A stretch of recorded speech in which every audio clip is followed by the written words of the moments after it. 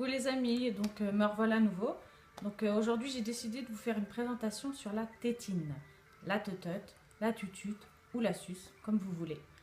Donc à tout de suite. Donc la tétine, donc déjà il faut savoir qu'elle a été à peu près inventée dans 1832. En fait on a commencé déjà à inventer le biberon des temps modernes, parce qu'il faut savoir que les biberons dans des temps anciens c'était des cornes d'animaux, voilà, qu'on mettait du tissu autour et c'était ça qu'on donnait, qui remplaçait le biberon. Donc bien des années plus tard, donc en 1832, la tétine est née. Et donc c'était pas la vraie tétine, mais voilà. Donc de toute façon, vous allez voir des images des tétines avant et les tétines après. Vous allez voir que ça a énormément changé.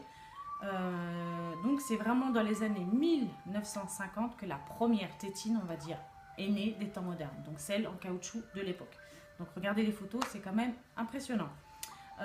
Aujourd'hui, il en existe de toutes les tailles, de toutes les couleurs. On a aussi changé le côté fonctionnel, comme celle-ci par exemple. Moi perso, je la trouve super pratique parce que on met des fruits dedans et du coup le bébé peut téter. Et donc en fait, il tète pas pour rien. Au moins, il tète des fruits et il a des vitamines. Donc voilà pour la tétine. Donc déjà, ce qu'il faut savoir, c'est que le bébé a un besoin naturel de succion. Voilà, il a besoin de téter. Pourquoi? Parce que ça lui rappelle le maman de sa mère. Donc forcément, ça le rassure, ça l'apaise. Et c'est pour ça que le bébé a tendance à s'endormir après une tétée. Voilà, parce qu'il est tout simplement apaisé, rassasié et content. Donc c'est vrai que nous, les parents, on a beaucoup tendance à donner une teutute à un bébé quand il pleure. Parce que voilà, on sait très bien que ça va le rassurer. Donc après, la tétine a été très critiquée dans les années 1960, 70 même. En général, chez la haute société, eux, ils pensaient que la tétine allait empêcher l'avancement en fait, au niveau de la parole, que ça allait bloquer le bébé et l'inciter à ne pas parler, parce que le fait qu'il a quelque chose dans la bouche, et ben voilà, il parle pas. Et c'est vrai qu'on peut admettre que c'est un peu vrai.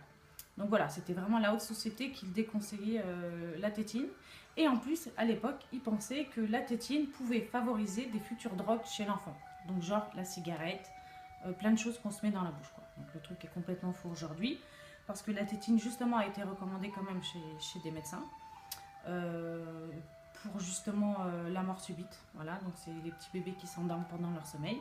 Et donc la tétine peut aider à ce sujet, car l'enfant tête et du coup il oublie tout simplement de s'endormir profondément. Donc voilà, ça a quand même ça a été avéré que ça a été quand même vrai et bon chez les bébés. Donc juste pour info, donc les petits points forts. Donc les points forts de la tétine, c'est que voilà, le bébé il est plus calme, il est plus tranquille, les parents sont plus zen aussi. Point fort, ouais, c'est vrai que bon, à part ça, il n'y en a pas trop. Alors les points faibles, voilà, la dépendance à la tétine. Donc si le bébé il perd sa tétine, il va pleurer, mais les parents aussi ils pleurent parce que déjà quand on les perd tout le temps ou qu'on les égare, ça coûte super cher. Faut dire ce qui est. Ensuite, c'est un nid à microbes. Parce que c'est vrai qu'il y a des parents qui font pas attention, mais les petits jettent leur tête par terre et les remettent dans leur bouche. Donc après, voilà, ça donne beaucoup de maladies au niveau de la bouche. Euh, Après, le petit, c'est vrai que voilà, vu qu'il est très attaché à ses tétines, moi j'ai vu beaucoup d'enfants, voilà, c'est vrai qu'ils avaient énormément de mal à parler parce qu'ils parlent avec la tétine dans la bouche. Donc c'est pas évident pour eux de s'exprimer correctement. Et c'est vrai qu'après, ça les rend un petit peu impersonnels aussi et insociables. Pourquoi? Parce que ils savent qu'il reste un peu des enfants tant qu'ils ont la teutute et du coup ils n'ont pas tendance à aller, ils sont limités à aller chez d'autres enfants. Euh, donc ensuite, si le point très très très très dur qu'il faut signaler, c'est les dents. Et les dents, voilà, donc à force d'avoir la tétine dans la bouche, ça creuse le palais et ça avance les dents. Donc dans le futur, bonjour les problèmes dentaires. Bonjour le dentiste, parce que l'orthodontiste, il faut dire ce qui est, ça coûte super cher.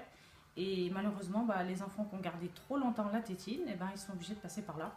Parce qu'au niveau esthétique, c'est pas terrible. Et on peut même avoir carrément d'autres problèmes. Donc voilà tous les points forts et tous les points faibles de la tétine. Donc conclusion, il est préférable de donner la tétine aux enfants tout petits. Jusqu'à l'âge de 2 ans, évitez de lui donner trop en journée. Donc, et l'amener tout doucement à lui dire mon chéri ou ma chérie, tu vas arrêter la tétine parce que bientôt tu vas aller à l'école, tu vas devenir grand, c'est pas trop bien de garder la tétine. Qu'il a en fait faire en sorte qu'il arrête lui-même. Parce que c'est vrai qu'il y a énormément d'enfants que les parents lui enlèvent directement et les petits sont traumatisés. Ils n'ont plus de repères parce qu'on peut dire ce qu'on veut, mais une tétine, c'est un repère. C'est quelque chose qu'il a partagé depuis sa naissance et on n'a pas le droit de lui enlever comme ça. Imaginez-vous que nous, du jour au lendemain, on nous dit tu bois plus de café le matin, tu bois plus de jus d'orange. Enfin, un truc qu'on a l'habitude de faire depuis X temps, forcément, on va être traumatisé. Donc, toute dépendance, voilà, on doit aller voir un docteur et faire en sorte d'arrêter le plus doucement possible. Donc, un enfant, c'est pareil. Donc, et surtout, si vous voulez qu'il arrête sûrement, c'est que c'est de lui-même qu'il doit arrêter la totote. Donc, pour ma part, moi, ma fille, elle a eu la tétine jusqu'à 2 ans et demi. Et à 2 ans et demi, quand on lui a dit qu'elle allait aller à l'école bientôt et qu'elle allait voir sa nouvelle chambre et son nouveau lit, d'elle-même, elle m'a dit maman, je veux plus de tétine, et maman, je veux plus de couches, et maman, je veux plus rien. Moi et mon mari, à l'époque, on n'y croyait pas. Et franchement, si, elle a arrêté le même jour la tétine et la couche, et elle a dormi toute seule. Donc, comme quoi, elle était vraiment préparée à être grande. Donc, voilà. Donc, les tétines, donc, allez-y, franchement. Au pire, demandez conseil à un médecin si vous voyez que votre enfant est trop stressé pour l'arrêter. Mais bon, après, on peut donner... comme moi, par exemple, j'ai donné à ma fille un doudou parce qu'elle a arrêté la totote. Donc, du coup, elle a eu un doudou. Donc voilà, elle a comblé son manque par un autre manque, mais ça se fait très bien. Donc voilà, donc tout doucement lui faire arrêter la totote, surtout lui faire comprendre pourquoi. Voilà, je crois que j'ai fini le tour des petites tototes. Donc j'espère que le sujet vous aura plu et que ça vous aura appris quelque chose, comme les dates et d'où ça vient. Un petit peu d'histoire fait toujours du bien. Bon les amis, j'espère que cette vidéo vous a plu. N'hésitez pas à nous laisser des commentaires, liker, aimer, partager, surtout abonnez-vous. Donc juste pour info, donc ma fille a bien voulu nous prêter son doudou. Donc en fait je vous explique, au début c'était un petit oreiller. Et voilà ce qu'il est devenu avec le temps. Donc elle a 12 ans et elle dort tous les jours avec. Elle l'appelle mon oreiller magique. Donc comme quoi il est très très important de combler la tétine par un objet. Donc un doudou, une serviette, un bandana, enfin ce que vous voulez pour que l'enfant soit rassuré. Donc voilà les amis, je vous dis à très bientôt et je vous fais plein de choumis.